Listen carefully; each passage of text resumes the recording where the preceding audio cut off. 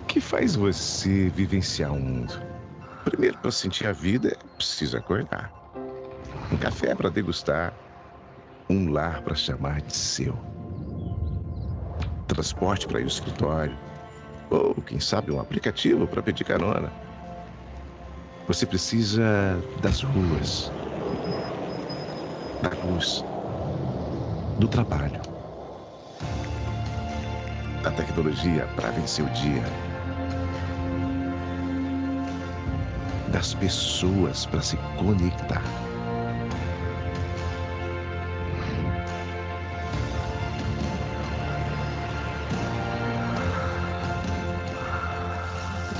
O fogo para alimentar e de um aconchego para descansar.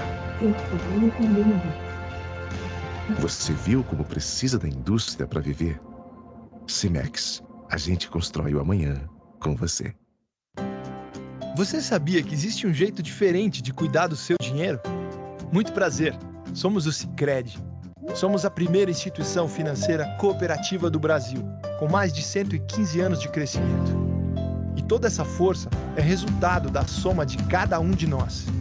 Para uns, somos uma solução mais simples, humana e próxima para a sua vida financeira. Para outros, somos um parceiro que ajuda a sua empresa, ou ainda que impulsiona o seu agronegócio. Para fazer você crescer, oferecemos um relacionamento próximo, taxas mais justas e uma relação de total transparência. E o melhor, aqui os resultados financeiros da cooperativa são compartilhados entre todos. Os valores investidos ficam na região, desenvolvendo a economia local. Estamos aqui para fazer a diferença, na sua vida, na sua empresa, no agronegócio, na comunidade. Então, vamos fazer juntos.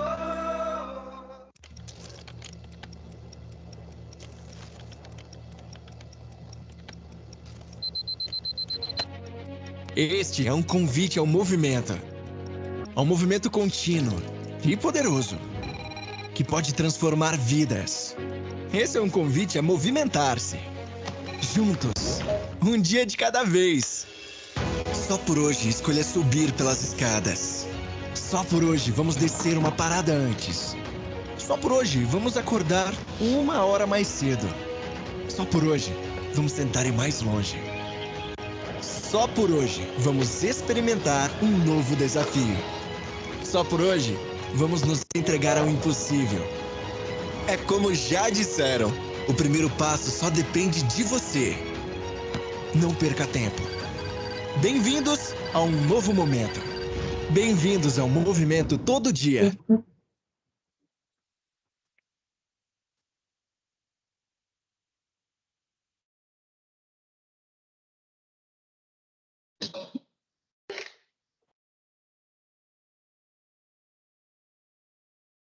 Boa tarde a todos, estamos iniciando mais um papo com especialistas. Essa live ela conta com o patrocínio da Humana Saúde Sul e Sicredi Pioneira. Considerando a Lei Geral de Proteção de Dados, solicitamos que aos que não desejarem ter a imagem divulgada, que permaneçam então com as suas câmeras desligadas durante a palestra. Para dar a saudação inicial, eu passo a palavra ao coordenador da nossa Comissão de Saúde e Segurança Ocupacional, o Luiz Fernando. Boa tarde a todos. Boa tarde, pessoal. Inicialmente, eu vou pedir uma coisa. Não vamos chamar a doutora Alessandra Lucchesi de doutora. Isso é um combinado aqui. Nós estamos em casa, certo? Eu peço que a chamem de Ale ou então de Lucchesi, por uma simples razão. A Lucchesi, ela é uma entusiasta. Eu fiz um briefing há pouco tempo com a doutora, última vez, tá, Lucchesi? E aí, o que eu entendo nesse bate-papo? Nós estamos completamente em casa, tá, Lucchesi? Quem está nessa live são pessoas da nossa área técnica, da Comissão de Saúde e Segurança aqui do Sindicato Patronal. A Lucchesi, ela é uma entusiasta e ela estuda basicamente, opera com a Becker Advogados ali com a questão de análise de risco. A palavra compliance, ela remete a algum ranço, depois a Lucchesi vai abordar isso aí, mas até que ponto a gestão de riscos leva, de fato, ao empresário a, em alguns momentos, não atender a requisitos legais básicos de legislação, e aí reflete quando bate na portaria uma auditoria fiscal do Ministério Público, do Ministério do Trabalho, todo mundo em polvorosa, e, no entanto, se nós fizéssemos o nosso tema de casa bem feito, certo? Evitaríamos tudo isso, além de prover maior segurança, maior condição de saúde para as pessoas das empresas que nós trabalhamos. Então, a pauta hoje desse nosso papo com o especialista é pegar as informações com a Lucchesi, mas muito mais do que isso, assim, ó, nós contribuirmos para até mesmo ela ver o que roda no panorama aqui do metal mecânico da nossa região aqui de Caxias, certo? E compartilhar experiências, expectativas, conhecimento. Agradeço muito vocês estarem aqui junto comigo nesse papo com a doutora Lucchesi. Ale, contigo aí, vamos lá. Oi, pessoal, boa tarde. É sempre uma delícia estar em Caxias do Sul, mesmo que remotamente. Meus avós, quando migraram para aí. Não sei se já ouviram falar da disputa da Casa da Pedra. Eu vou defender que foram os meus bisavós, os meus avós, né? Tem uma outra família que disputa, mas a história da minha família diz que não. Está lá, aí volta uma plaquinha, tira a plaquinha, bota a foto de novo. Eu não sei como é que está agora. Mas me sinto uma caxiense de criação, porque todos os fins de semana a gente subia a serra para ir comer sopa de capelete na casa da avó, ali na 18 do Forte. Meu pai competia com ele mesmo, cada fim de semana ele queria fazer o trajeto em menor tempo, né? E nós tudo vomitando no banco de trás. Era uma... Gente, as melhores lembranças da minha infância, com certeza, foram em Caxias, terra dessa italianada boa. E aí, antes o Luiz me perguntou, Ali, mas como é que tu foi parar em compliance, né? Por quê? De onde? E acho legal as perguntas que faz a gente refletir. Mas antes de eu mergulhar, eu vou fazer uns alinhamentos de prof, né? Porque eu estava esses dias fazendo um treinamento de cipeiros com a nova lei, que inclui questões de assédio, e aí o cipeiro super gente fina, assim, prof, tu pode me dizer antes o que é o tal desse compliance? Falam do compliance aqui, no compliance ali. Eu vi isso grudado lá na parede do refeitório. Me explica o tal do compliance. É uma pessoa? O que é isso? E aí eu fiquei pensando, cara, minha mãe me faria essa mesmíssima pergunta e possivelmente às vezes ela me ouve falar e eu nunca nem alinhei. Então, não se trata de ignorância, de academicismo, mas a gente nem é obrigada a saber, essa palavra nem existe no português. Mas entrou, né, e tomou essa pecha, esse valor no mercado e muito recebido às vezes com um ranço ou de que recebido assim, não, isso é coisa de multinacional, isso não é aqui para nós. Né? Não me diz respeito. A melhor tradução de compliance seria estar em conformidade, estar conforme, cumprir leis, regras. Então, para universalizar, ficou o compliance que muitas empresas já sabem do que estamos falando. Mas é isso, gente, é conformidade pura. E aí, respondendo, Luiz, como é que eu fui parar nisso? Foi quase meio natural, porque eu gosto do direito empresarial, e dentro do direito empresarial eu gosto do direito trabalhista, mas eu sou uma frustrada com o contencioso trabalhista. Contencioso, o que são? Os processos. Por quê? Porque o processo, a gente pode falar francês aqui, né? O processo, a merde já aconteceu. Então, aí eu me dava aquela frustração de atuar só naquela ponta. E muito cedo eu percebi que meu viés era invasivo, segundo alguns, mas para mim consultivo e preventivo. Eu gosto de estar dentro e prevenir, ter aquele olhar de gestora de riscos. Né? Como o meu marido diz, farejador de bosta, ele diz, que é o gestor de risco, nada mais é do que um farejador de bosta. Está sempre buscando onde é que tem algo acontecendo que está podre no ar. É mais ou menos isso. Eu não consigo visitar um cliente sem ficar assim com o radar ligado, tipo, mas aquela catraca ali está no lugar certo. E, gente, eu vi uma câmera perto do vestiário. É mais ou menos assim, é quase incontrolável. Mas é bom porque tu vê o resultado, tu vê a transformação. E aí, quando tu faz a ponta inteira, ou o preventivo, o consultivo, e lá no contencioso, tu vê o resultado da diferença, porque tu conhece, e o resultado de condenação, né? Quando tu trabalhou isso tudo. Mas tudo envolve pessoas. E quando eu falo de pessoas, eu não estou falando só de processos, de balanço contábil, de papel, eu estou falando de comportamento. E a área que mais, dentro do trabalhista, que mais me chamou para eu pensar em comportamento humano foi o compliance, porque entrava em tomada de decisões. Tem uma explicação que não é minha, foi de um professor há muito tempo atrás, separando o que é o compliance do código de conduta. Eu tenho quase certeza de vocês aqui deve ter um código de conduta, seja lá um copiado do Google, mas deve ter um bem formulado. Código de conduta é a nossa sinaleira. Eu paro quando está vermelho, avanço quando está verde. Código de conduta diz, você pode fazer isso, você não pode fazer isso. A Bíblia é assim, que é o código de conduta religioso. A convenção de condomínio é um código de conduta. Lá estão as regras. O compliance é maior que isso. Não é só o meu código de conduta. São as minhas escolhas éticas. Então, sem a sinaleira, é eu entrando numa rotatória, onde eu preciso conhecer as regras, mas eu vou tomar a decisão de como usá-las. Eu vou entrar na hora certa, eu vou dar a preferência para a direita, a regra mundial ou não, eu vou passar na frente do outro. Essa é a diferença de comportamental de um nível de maturidade, quando eu não preciso mais da sinaleira e a minha rotatória vai funcionar. Essa jornada é fascinante para mim, de sair do papel e fazer o organismo vivo daquela corporação funcionar como numa rotatória, fazendo as escolhas e entendendo o caminho e as regras, mas todo mundo andando junto. Porque toda empresa é um microcosmo social, né, gente?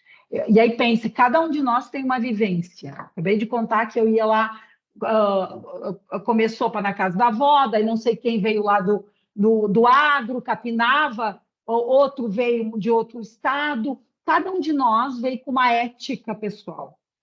Cada um de nós foi ensinado, de alguma forma, o que era certo e errado. Aí todo mundo, agora nós estamos na mesma empresa. Como que eu reúno todas essas éticas, esses comportamentos, essas perspectivas ou convencimentos de que é certo e errado para um fim comum? Porque eu preciso unir isso para atingir os objetivos daquele microcosmo social. De novo, compliance entra como ferramenta. O programa de compliance vem para me ajudar a fazer isso.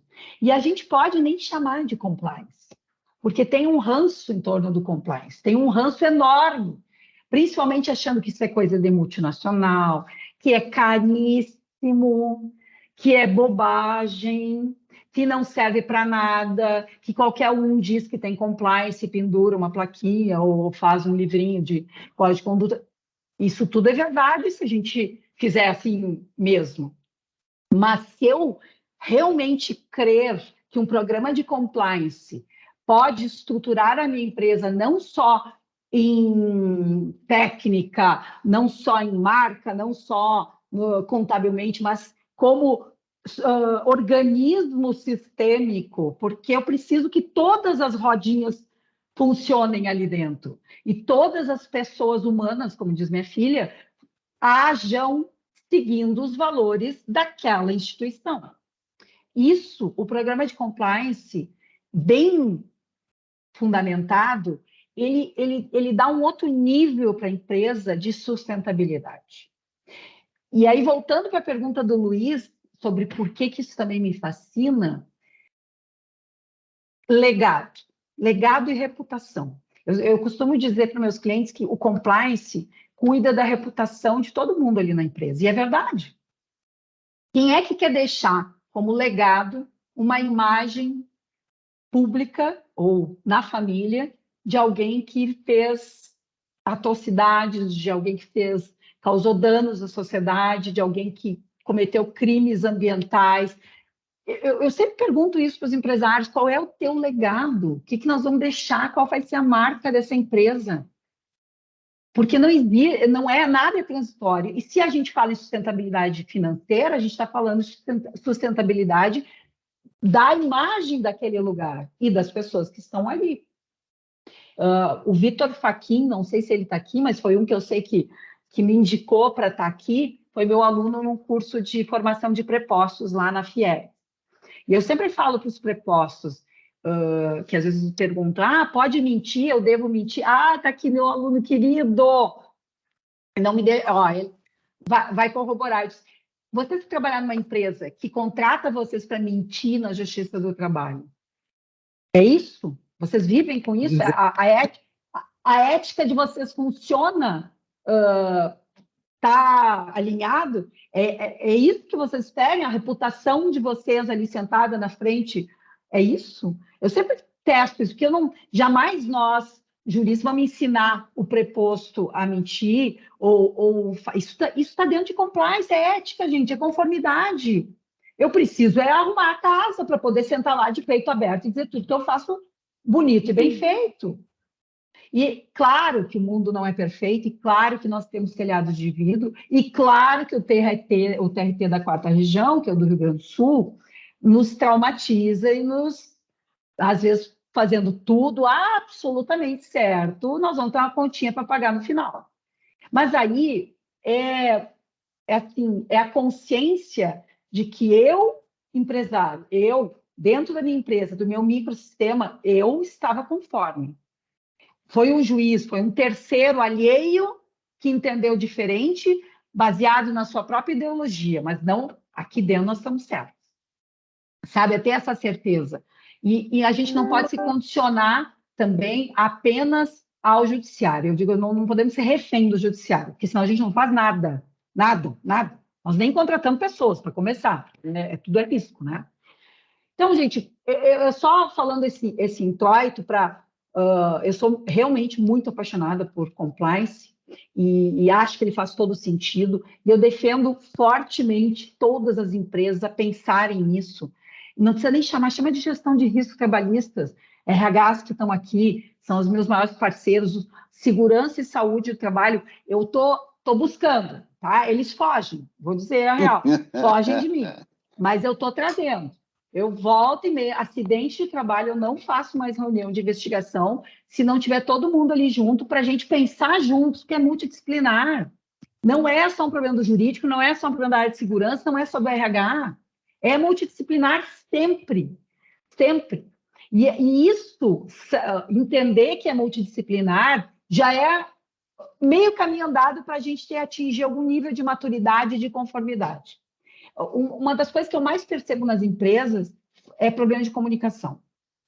Agora, não sei se vocês viram notícia de empregados que literalmente se explodiram, 2 empregados no interior do Rio Grande do Sul, instalando um poste de energia elétrica. A notícia saiu como funcionários da RGE, que é nosso cliente, explodiu. Acordei com a notícia, meu Deus, gestão de crise, vamos lá, não era da RGE, mas vai continuar sendo para o resto da vida na imagem pública, reputação, pensem. E aí a gente começa a analisar situações, não é esse caso, mas eu dei o caso de a imagem pública vai ficar sempre vinculada, todo mundo procurar no Google, esse ainda está em investigação, mas é muito provável que seja prestação de serviços lá na ponta, lá adiante, ou que nem tivemos o caso lá de uma eólica do Nordeste, que caiu uma pá, pensa o tamanho de uma pá de uma eólica, a eólica tal matou não sei quantos animais silvestres, saiu. Quando a gente foi olhar, era uma pá de uma outra eólica indo para o concerto com um terceiro. Tudo estava errado. Mas eu pensei, gente, como que nós vamos gerir isso se a imprensa usa o que quiser? E aí a gente se dá conta nos processos que a área de segurança e RH muito desses casos ficavam muito ali paradinhos no seu, desculpa, gente, mas no seu quadradinho, olhando os seus documentos e dizendo assim, não, saiu daqui, eu olhei os documentos, tá tudo certo, não é mais comigo, tá, mas e é com quem daí? Quem que vai olhar? Qual o terceiro? Qual aquele transportador? Qual o que tudo? Quem? E aí a gente percebe nos fluxos um vácuo que ninguém está olhando porque ninguém mais entendeu que aquilo lhe cabia. Quando eu encontro essas situações, eu percebo que não está claro para esses profissionais a coisa da reputação, do legado e da sustentabilidade. Porque se eu tenho em mente que a minha reputação está em jogo, que não importa quem esteja, eles vão dizer que o poste que explodiu lá é da RGE, porque é a maior empresa, eu estarei sempre mais preparado e mais ligado para ter os meus fluxos cobrindo todos os meus pontos cegos. Essa isso de juntar as áreas, saúde, segurança, RH, a compras, a auditoria interna, fluxo, sei lá, a área que vocês quiserem, mas juntar todo mundo para conversar, para mim, é a maior dificuldade que eu enfrento na gestão de risco trabalhista. Eu já ouvi, por exemplo, de um segundo que eu estou sendo interrompida e vai bater uma pessoa. Eu acho que esse link é privado. Estão perguntando no meu escritório se podem acessar este link. Não, um inscrito recebeu o link da plataforma. Ah, um inscrito da plataforma? Tem mais pessoas no link da plataforma.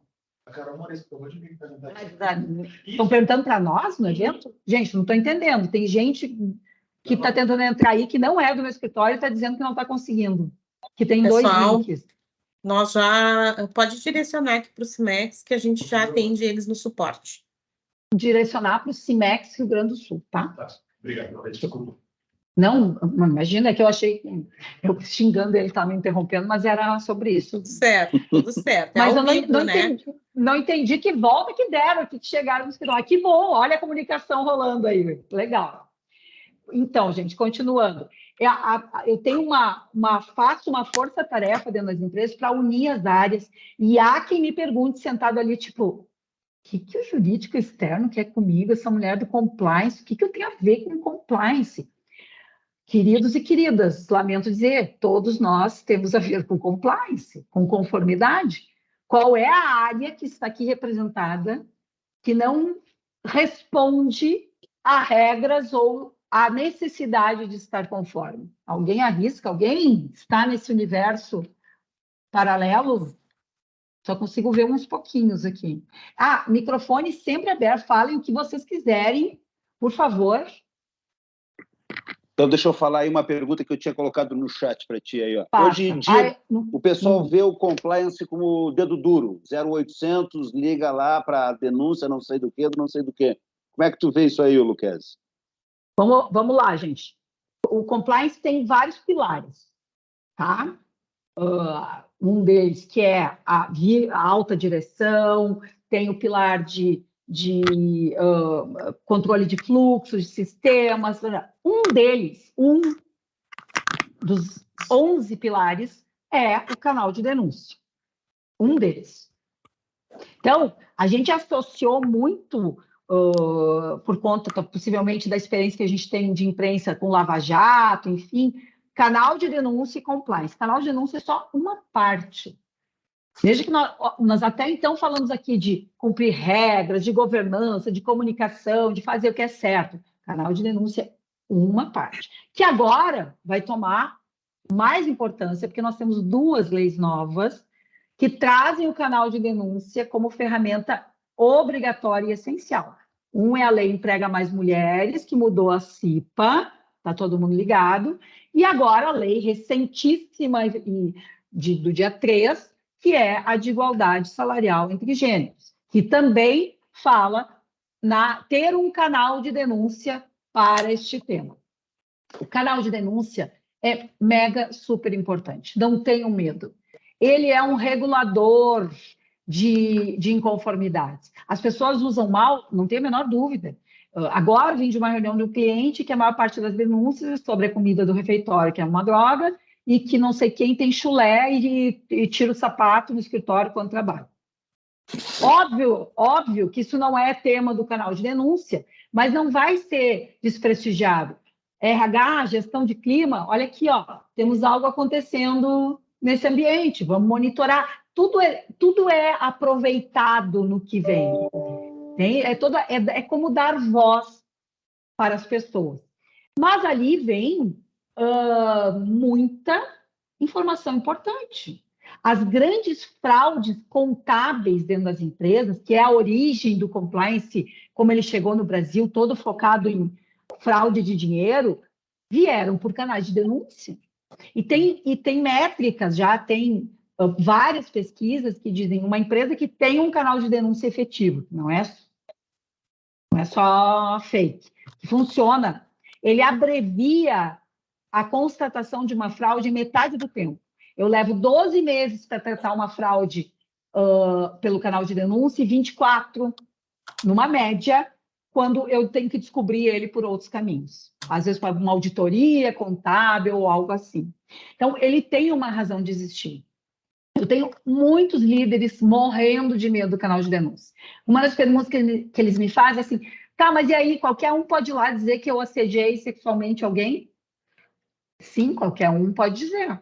Não quer dizer que tudo que vier ali será prontamente aceito como verdade absoluta. Aí eu tenho o quê? A investigação, que é outro elemento importantíssimo de um programa de compliance.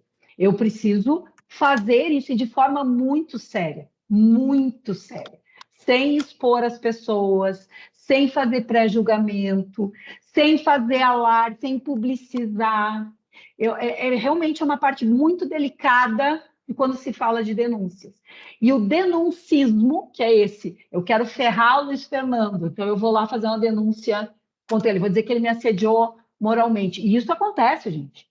Mas na investigação a gente descobre isso.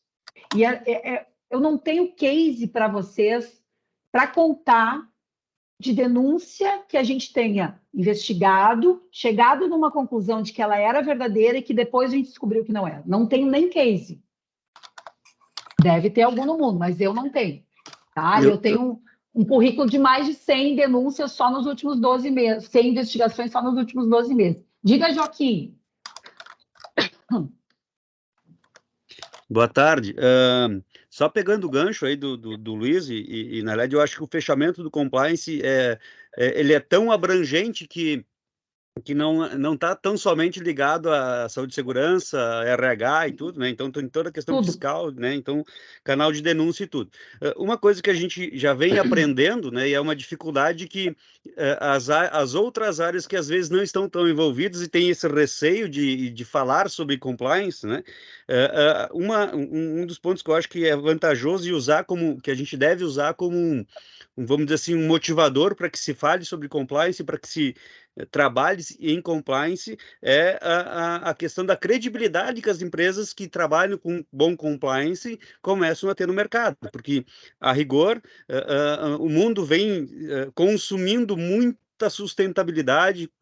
Então, quem não tem uma boa sustentabilidade, quem não cuida do meio ambiente, quem não tem um bom canal de denúncias, né, que funcione, que evite o assédio, tanto moral, sexual, enfim,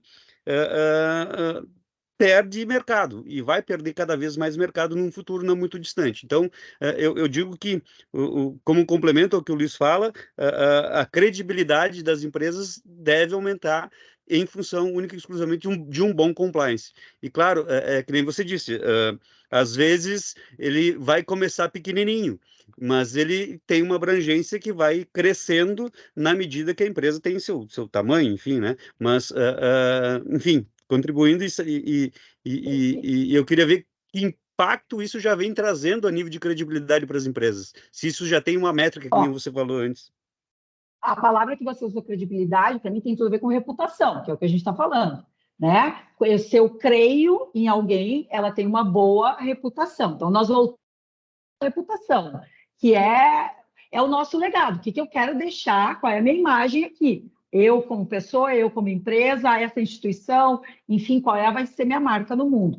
Então, credibilidade, ela afeta em todas as, vamos dizer assim, em todos os momentos da existência da empresa. na qualidade do meu produto, na percepção de quem quer trabalhar, vai crer naquele lugar, nesse lugar é sério, vão me pagar. No judiciário, quando eu sento lá na mesa e a empresa está lá queimadíssima, desculpa, mas a gente perde de VO já, porque o juiz a imagem, a nossa reputação não tem credibilidade. Então, veja como é importante esse adjetivo que tu trouxe, que tem tudo a ver com a reputação, porque ela reflete em tudo. E qual a repercussão? Eu vejo as empresas cada vez mais genuinamente preocupadas com isso e investindo, assim como eu vejo empresas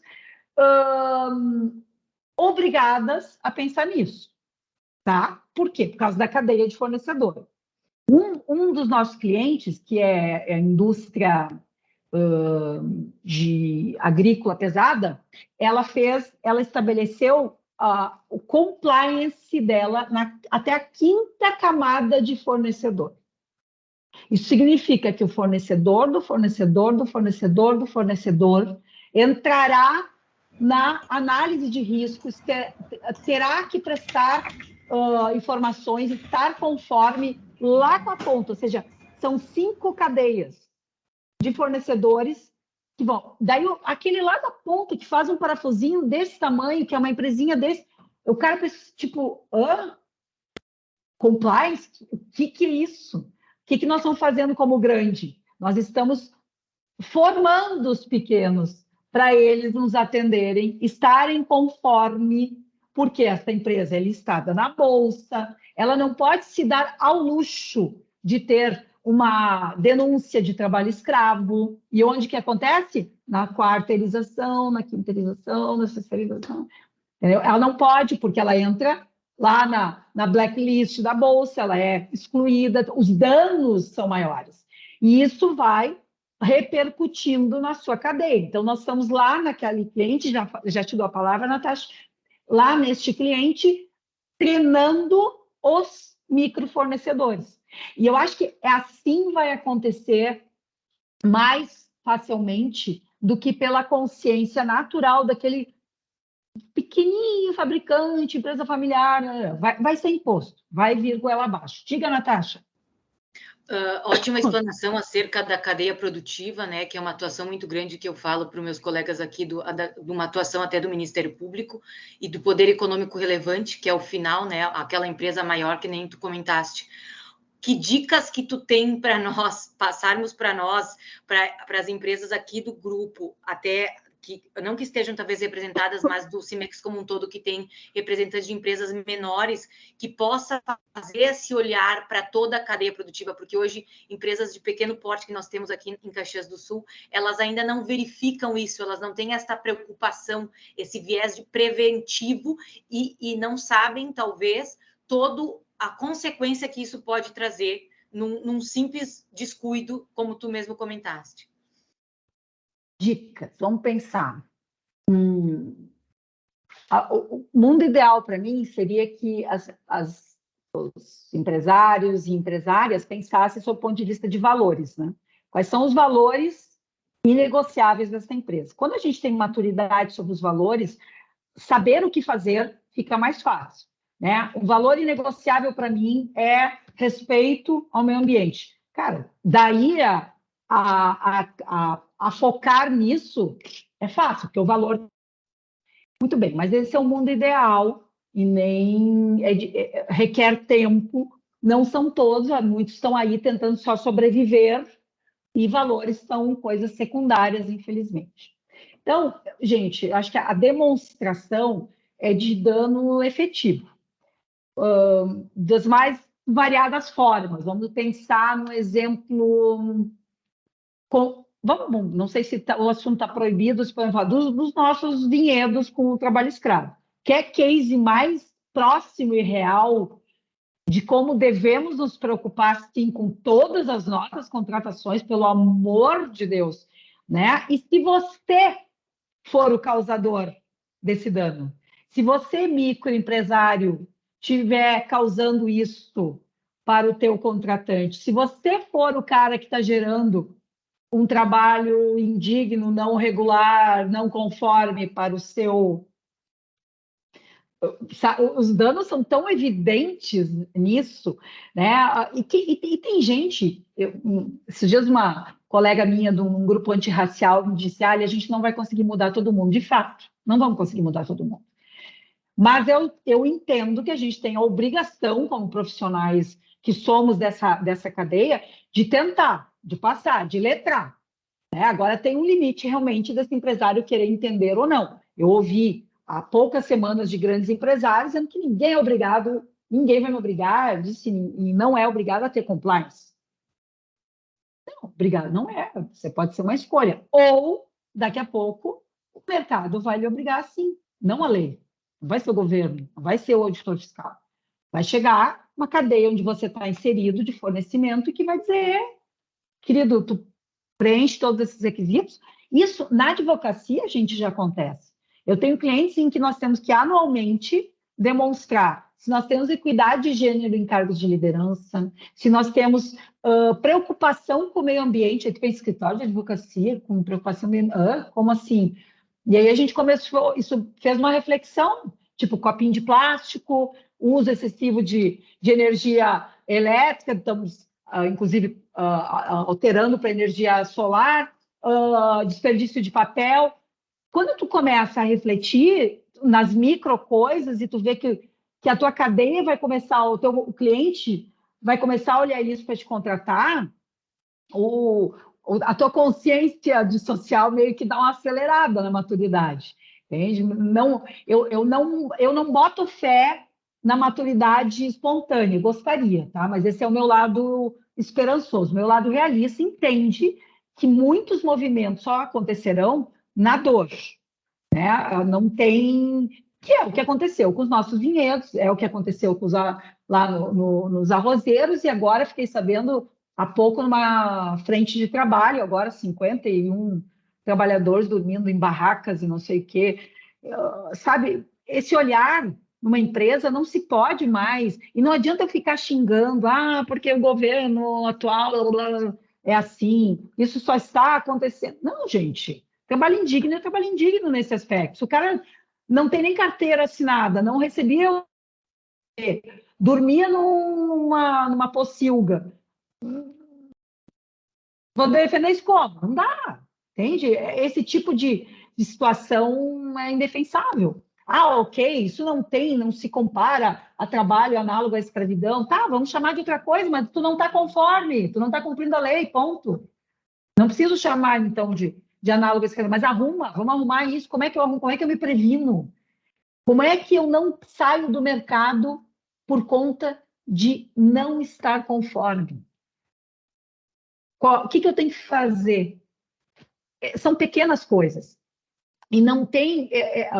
a nossa cultura ética brasileira, ela esbarra, às vezes, muito nessa acomodação histórica que temos do jeitinho, deixa ver se vierem, né? Se bater na minha porta, eu arrumo. Essa falta de urgência que vinha na nossa ética social, hoje eu não esperaria. Assim, não existe trabalho preventivo, não existe gestão de risco se a gente não sentar para falar sobre isso. E escolhas. Ética é sempre escolhas.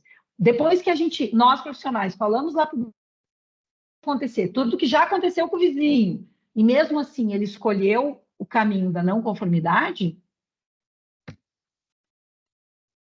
que vamos fazer, né? Temos um limite de atuação, mas eu tenho o dever de trazer essa inspiração pela conformidade. Ela traz resultados econômicos indiscutíveis. Vai ser seleção de mercado. Vai ser, se eu posso contratar um fornecedor que tem todo um programa de compliance, um canal de denúncia ativo, que me demonstra preocupação com o seu impacto ambiental, por que eu vou escolher o arigole, desculpa, do lado, que larga tudo no esgoto e correr o risco que eu corro? Porque a resposta 10 anos atrás eu saberia qual é, que o outro é mais barato. Só que agora o custo de errar é muito alto. O dano, de novo, o quê? reputação é muito alta. Tem empresas como Zara, a Zara, aquela loja de roupas, eu sou uma, eu não piso meu pé na Zara. A Zara usava trabalho infantil para fazer as suas roupas, comprovadamente, não é lenda urbana, ela já foi não sei quantas vezes autuada por isso em vários países. Como que eu, consumidor ágil, não, Zara não entra na minha lista de consumo. Na metalúrgica e na indústria pesada, eu noto como a gente está atrás da prateleira e o consumidor não faz esse filtro conosco, né? Ele não sabe qual é o fornecedor, qual foi a metalúrgica que atuou ali, porque a marca não está. Eu noto o empresário menos, ele concretiza menos, às vezes, esse dano. Né? Não vou deixar de comprar, porque ele nem sabe que sou eu que fabrico. Ele sente menos isso. Mas aponta lá aquele que vende o teu produto com a tua matéria-prima, com a tua peça, vai começar a te exigir. É o que eu contei para vocês do cliente agrícola. Gente, ele vende trator para o agro. De fornecedores. E eu pensei, é por causa o consumidor dele vai deixar de comprar o trator? Não, o dano é muito maior que isso. Diga, Joaquim. Só para contribuir com um exemplo, né? Então, a nível de compliance e a cadeia de suprimentos, ela é grande, né?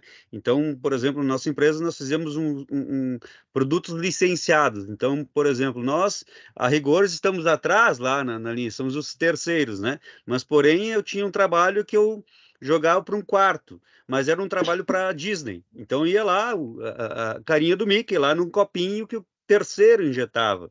E aí o cara injetava e o outro botava lá, fazia a tampografia. O cara da tampografia, a empresa dele cabia numa sala, mas ele também tinha que estar em compliance, por conta de que se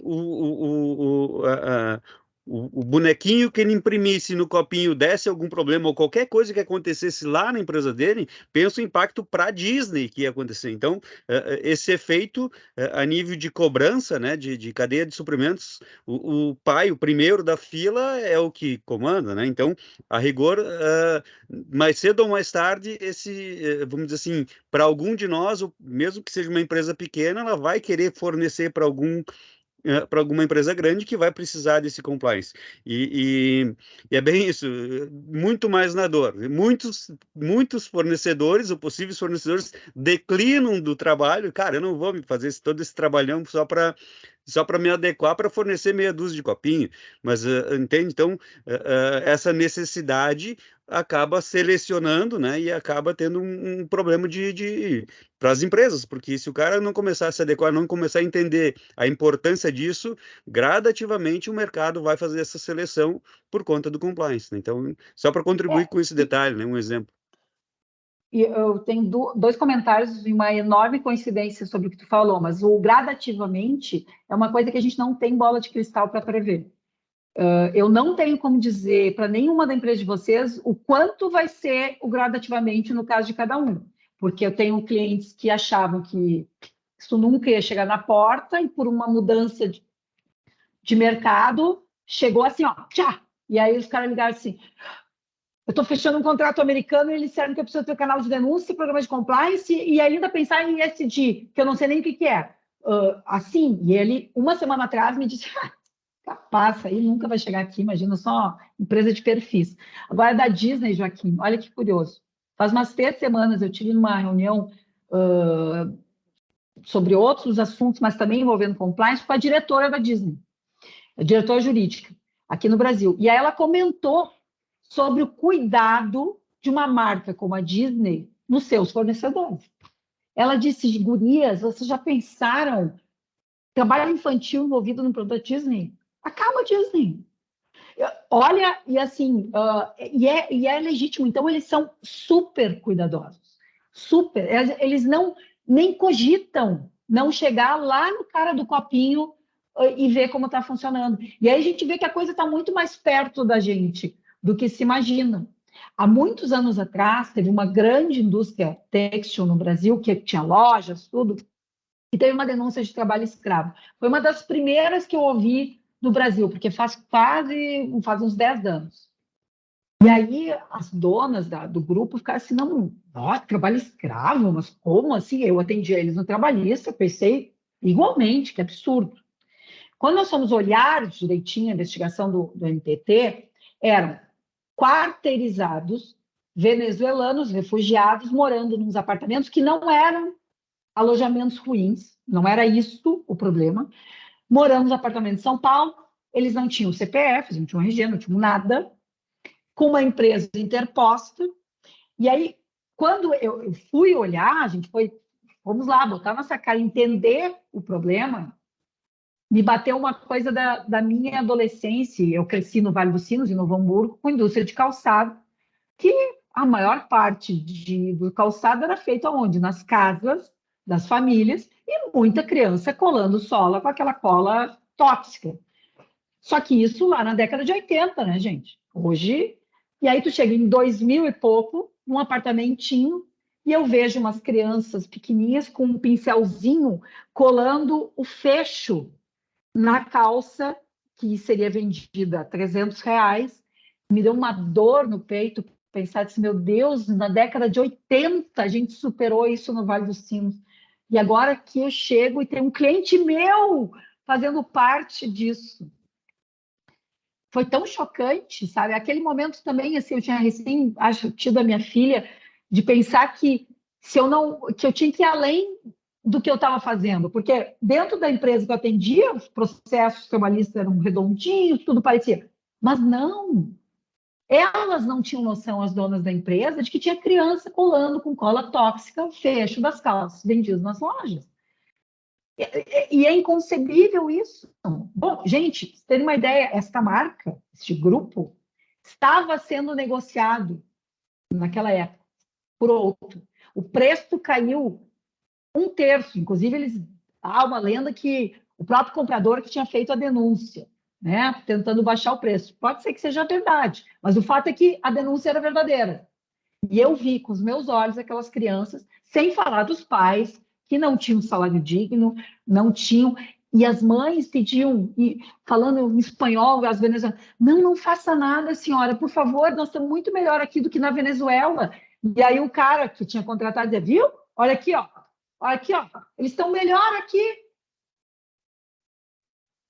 Eu pensando assim, nós vamos ter que aceitar isso só porque lá era pior, sabe? É um choque de mil emoções e sensações, né? E de tentar justificar, que nem se tentou em algum momento aí com os nossos, dos vinhedos, né? Ah, mas eles estão melhor aqui do que estavam lá de onde vieram. Senhor Jesus. Então, realmente, Joaquim, acho que pela dor nós vamos ter alguns resultados, é o senso de urgência, às vezes, ou aquele trampolim de amadurecimento vem com um tufo desses, mas a gente precisa, né, eu vou ficar assim, silente e se podendo evitar que isso aconteça, se eu estou vendo, né, aquilo ali. Luiz, tem o Luiz Fernando, diga. A questão do pregão, tomador de serviço do sistema público, colocar cláusulas de ESG, vamos dizer assim, mais robustas para participar do pregão, tu vê como um potencial de alavancar a nossa área de saúde e segurança, não? Assim, eu acho que vocês já estão alavancados, tá? Não vai só... Não precisamos de ESG. A área de saúde e segurança, não tenho um dia em que isso não seja tema, pauta em algum contexto. Vocês já estão. Talvez no ESG eu tenha ele como evidenciado dentro do meu programa. O que é o ESG, né, gente? É uma sigla que reúne ações voltadas para o meio ambiente, para as pessoas e para a governança, tá? Mas, assim, ainda é uma coisa meio... É uma ficção, não é nem jurídica, é uma ficção, vamos dizer, de constituição, que se juntou critérios, mas nós não temos ainda uma lei de ESG. Nós temos leis ambientais, nós temos leis trabalhistas, leis sanitárias, leis ambientais reunidas dentro desse guarda-chuva, em que a gente vai dizer, não, eu sou uma empresa ESG. O que é uma empresa ESG? Bom, eu estou focada com ações de proteção do meu impacto ambiental, de recuperação do meu impacto, eu sou pessoas focadas no social, eu sou pessoas focadas na governança, eu sou uma empresa focada na governança. É isso. Mas antes disso, nós já estamos em evidência. Saúde e segurança hoje são passivos muito, vamos dizer assim, latentes dentro das empresas. Tá? Eu não tenho, estou tentando aqui pensar, não tem um dia que o tema saúde e segurança não esteja na minha mesa, de alguma forma. Ou porque já aconteceu um acidente, ou por iniciativas dos clientes em que a gente vai acompanhando, fazendo projetos de saúde e segurança, ou porque a gente está treinando junto, né? Ou porque a gente está questionando, será que as BDS funcionam mesmo? Será que a gente está sendo efetivos? Será que o cara está me entendendo o que eu estou falando? Será que o peão lá no meio de... eu posso aplicar o mesmo treinamento que eu dou aqui na minha unidade em Curitiba? Está sempre em discussão. Eu acho a área de vocês nevrálgica, gente. Nevrálgica, assim. Hoje, a gente deu um conceito para a saúde e segurança, um conceito social muito mais valorizado. Acho que tem muitas distorções, no sentido de responsabilizar apenas o empregador, e aí cabe a nós, porque eu digo assim, eu preciso dar autorresponsabilidade para as pessoas. Eu preciso treinar adultos para aprenderem a serem autorresponsáveis, seja em ética, seja em segurança, seja em saúde do trabalho. Preciso, porque senão a gente imbeciliza todo mundo, transforma todo mundo em aluninho de jardim de infância, e eu sou eu empregador, o único responsável. Eu discordo completamente de como o judiciário nos coloca nessa condição.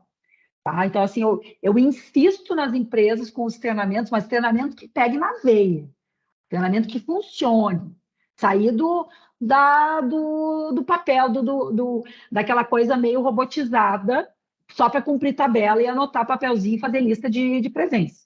Tá? Tem uma empresa que eu volto e meia troco ideia, que ela é formada de segurança do trabalho, só formada por psicólogos. E eles brincam mesmo, tinha tudo para dar errado, só com psicólogos, e deu certo. Por quê? Porque eles agem numa forma de mudança comportamental do empregado em relação à sua própria segurança. De autoconhecimento, eu estou apto a entrar neste túnel agora, eu estou apto a fazer, a escalar o que precisa escalar, trabalho em altura, de fazer um autoconhecimento, eu estou no sol, eu estou no meu momento em que eu preciso fazer a minha parada e me hidratar, esse tipo de coisa que a gente não tem esse hábito no Brasil, né? Porque se assumiu muito só como responsabilidade do empregador. Essa é uma das coisas que eu tenho mais trabalhado dentro do meu compliance trabalhista, de formação, letramento de pessoas, educar adultos, porque daí a gente consegue outros patamares de amadurecimento, não é só a alta direção, realmente educar todas as camadas da minha empresa.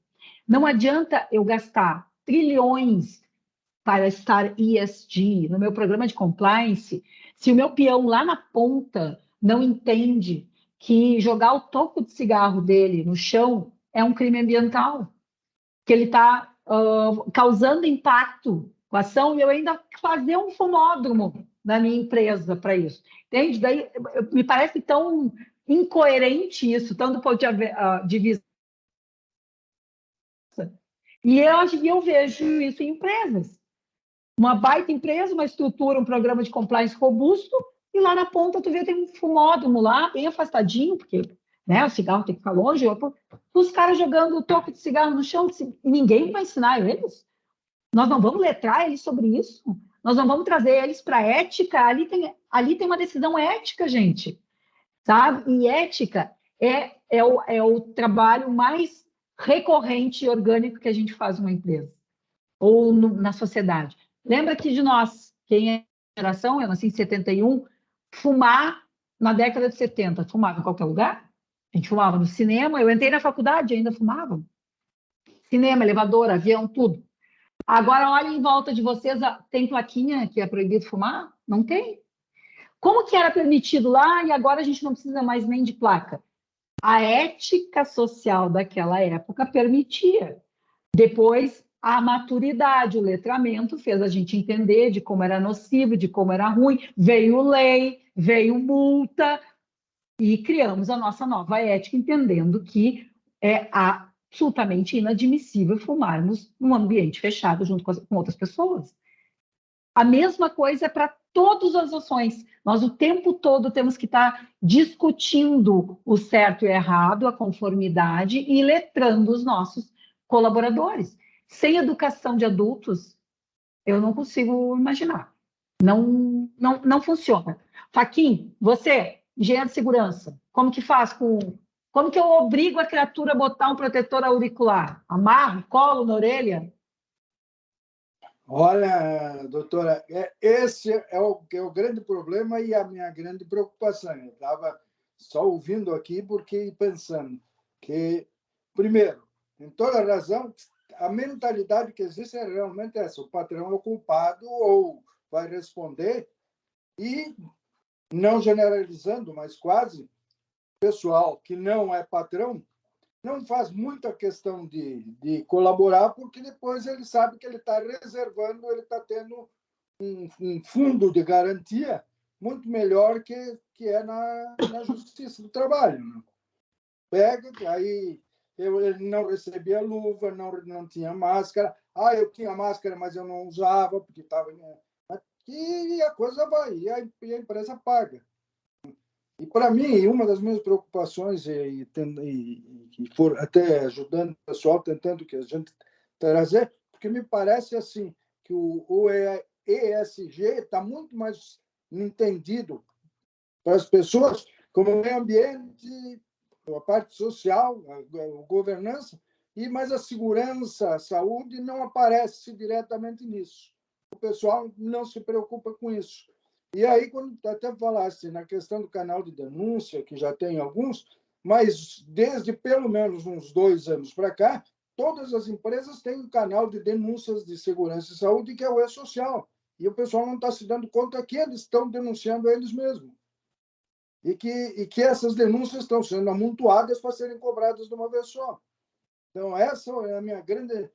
Sabe, eu não me preocupo tanto com o compliance do resto, eu me preocupo com o compliance na parte de segurança, em que, assim, a coisa está meia... não, vamos esperar que alguém faça alguma coisa, só que já está acontecendo. E como Veja, é que Faquim, vamos levar a isso? Faquim, você traz uma situação do E-Social que é regulatório, ou seja, a União nos fiscalizando e geração multa. Mas o que eu gero de transformação no ambiente? Veja que daí entra a questão do compliance. Quando eu tenho claro quais são as regras de ouro, os valores da minha empresa, eu automaticamente, se o valor saúde e segurança estiver ali, automaticamente o E-Social será previamente auditado, inclusive. Eu não vou deixar a reguladora, que no caso seria o Ministério do Trabalho, verificar que eu não estou cumprindo a conformidade legal. Mas atrás da inconformidade legal, eu tenho um monte de ações que não acontecem. Esses dias eu achei muito bonito numa empresa que se aplicou uma justa causa para um empregado que escalou um determinado lugar sem usar os equipamentos de segurança e passou por baixo de um equipamento que não pode passar. As duas coisas. Não se machucou, não teve acidente, não causou acidente. Mesmo assim, foi demitido por justa causa, depois que nos reunimos. Por quê? Os engenheiros de segurança chegaram e disseram assim: nós estamos trabalhando arduamente aqui pelas nossas 7 regras de vida. É agora ou nunca. Se eu relevar agora, vai ser um marco, porque esse é um empregado que está aqui há mais de 30 anos. Ele tem que ser o exemplo. Ele está mostrando, ele está rasgando as nossas 7 regras de vida. Eu sei que nós vamos perder no judiciário, mas nós vamos encarar.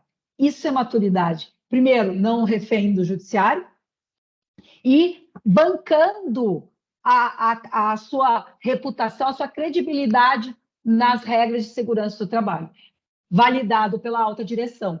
Eu que atendo essa empresa há muito tempo, eu fiquei emocionada de ver a maturidade da empresa. Há 5 anos atrás, a decisão não seria tomada. A decisão seria pensando, mas o judiciário vai reverter, veja bem, tarará. Agora não. Maturidade.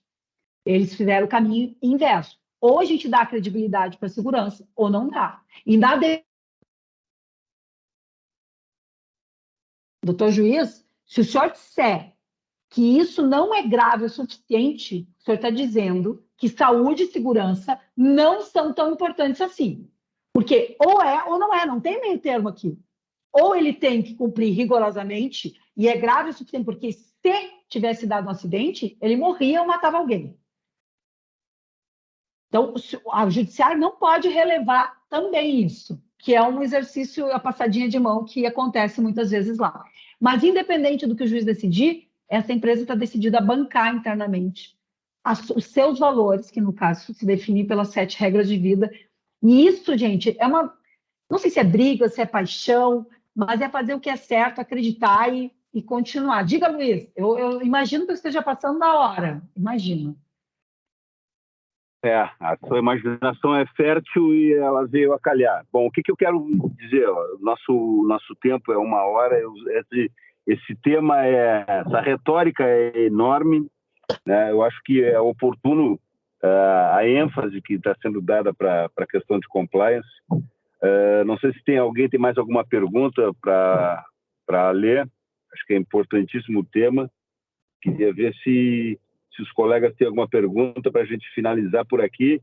E esse canal de contato contigo está aberto, tá, Lucchesi? Eu acho que nós vamos ter muita troca de informações. Esse tema aqui na Serra vai pegar forte. Tu vai ter que subir muitas vezes para comer capelete em Oline aqui para matar a saudade do tempo do teu avô. Alguém tem alguma pergunta para o colega? Para vocês pensarem enquanto se vão fazer pergunta. Não tenham medo de compliance, defendam. É possível, qualquer tamanho de empresa, o tio da padaria pode ter, porque ele senta ali, define os valores, o que é regra de ouro para ele vai saber, ele vai saber. E aí segue aquilo e começa a praticar vamos assim, um resumo grosseiríssimo. Canal de denúncia, eu não tenho dinheiro, bota uma urna. Canal de denúncia é ferramenta de compliance, não tenham medo, estimulem. É um dos trabalhos que a gente está fazendo com os cipeiros. Eles não são receptores de denúncia, eles não são punidores de assediadores, eles são o quê? Propagadores da ferramenta e das boas práticas contra o assédio. Então, assim, vamos desmistificar, e é importante que isso aconteça na área de saúde e segurança também. Tá? As informações têm que vir, o que fica embaixo do tapete a gente não limpa. Fale, Faquinho. É o seguinte, a minha grande dúvida, ou o meu grande drama, vamos dizer, as grandes empresas ou as empresas que têm uma certa estrutura até entendem, muitas têm uma estrutura bem montada. O grande problema, por exemplo, da nossa região aqui, são a grande quantidade de pequenas empresas, em que o sujeito está pensando em como ele vai pagar, não a conta do fim do mês, mas a conta de que está vencendo amanhã. Que instrumentos que se existe algum método que a gente possa atentar para esse pessoal, que ele venha. Eu conheci numa época que a gente fazia palestras aí, vinha sempre 30, 40 pessoas que eram os mesmos sempre, mas os gerentes, os diretores nunca apareceram. Paquinho, um cliente meu aí de Caxias, ele diz que ele concorre com empresas que não cumprem. Eu disse, pois é, então a gente tem que denunciar quem não cumpre, né? Para começar. Né? A gente tem um medinho, assim, uma coisa de o X9, né? De fazer denúncia, mas desculpa, mas eu estou fazendo certo, não é eu que tenho que ficar pensando, ficar com vergonha. Eu estimulo, e tem um monte de canal para isso. Ou ter conscientização, e outra nós não vamos conseguir em muita parte. Não tem maturidade, não tem intelectualidade, às vezes o conhecimento, não está preocupado, ele não enxerga a vida longa, né? Não vê a questão da sustentabilidade, a questão do legado, é tudo ali no dia seguinte, pagar boleto e resolver o resto. temos limites de atuação. Mas, como profissionais, eu não vou pactuar com ele. Entende? Eu não posso dizer para ele, coitado, você tem que pagar a conta, não dá para fazer. Não, né? Você não vai fazer isso. Não tem receita de bolo, gente, para a gente mudar a cabeça de pequeno, médio ou grande empresário. Não vamos se iludir, tem grande empresário também que faz escolhas erradas. Não tem. Agora, eu acho que disseminar boas práticas, falar sobre isso, bater no peito e dizer o quanto é importante o que a gente faz, tentar mudar o mundo, ainda que seja um pouquinho, é necessário e tem efeito. Eu vejo a transformação nas empresas. A gente não estaria aqui falando sobre isso 5 anos atrás. Não estaria nem na pauta. E por que o interesse? Por que né, da onde vem isso? Tem a ver com os nossos valores sociais, com tudo que a gente falou no início, né? A gente quer... Ninguém, o Joaquim, o Vitor, o Luiz, nós não queremos estar numa empresa que faz merda na sociedade. A gente não quer o nosso nome atrelado a isso. Essa escolha também acaba dando filtros. É longo, talvez, mas não podemos parar. Eu não tenho opção, eu tenho uma filha de 12 anos, eu preciso mudar o mundo todos os dias. Feito, gente. Então. Gente, foi um prazer. Vamos agradecer a doutora Alessandra Lucchesi, que não vai ser a última vez que nós vamos conversar. Com certeza esse tema ele vai ser recorrente. Nossa área de saúde e segurança, como ela falou, já está alavancada, certo? E com certeza muita coisa ainda vai rolar embaixo dessa ponte. Vamos montar um grupo de estudo, gente. Participo com o maior prazer.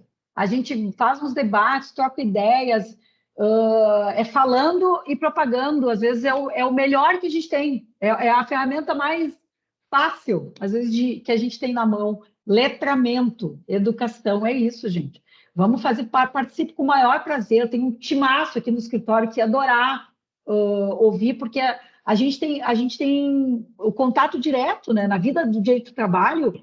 Eu não vivo sem o RH, não vivo sem o meu técnico de segurança, sem o engenheiro de segurança, é impossível. Mas tem um distanciamento, às vezes, na prática. Então, unir esses pensamentos